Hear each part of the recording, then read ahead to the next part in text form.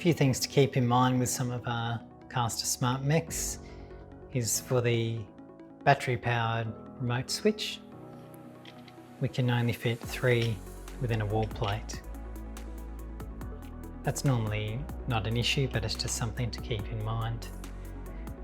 Another good tip is when we're installing mechanisms is to follow the same orientation for every mech.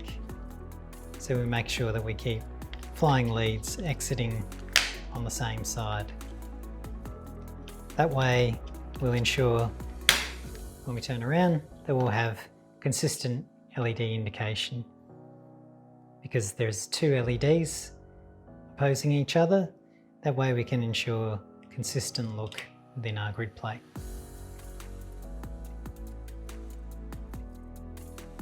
Attaching a KASTA smart mechanism to a grid plate is simple, but something to keep in mind before installation is whether or not pictogram caps are to be used and whether they're to be installed at the time of wiring or at a later date.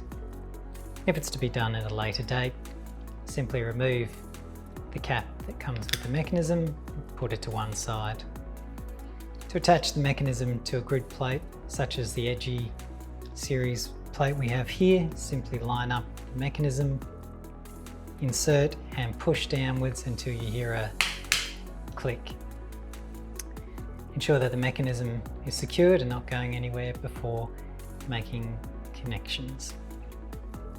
If for some reason you wish to change the orientation of the mechanism, simply take a 3.5mm screwdriver, insert on the side of the mech and then lever out. In order to reattach, simply repeat the process. Line up the aperture again, push down until you hear a click.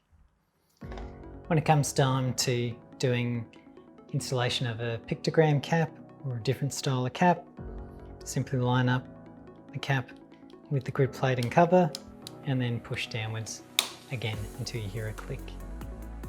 It's a good idea to push the button a few times to make sure that it's moving freely and that everything is working nice and neat before final installation.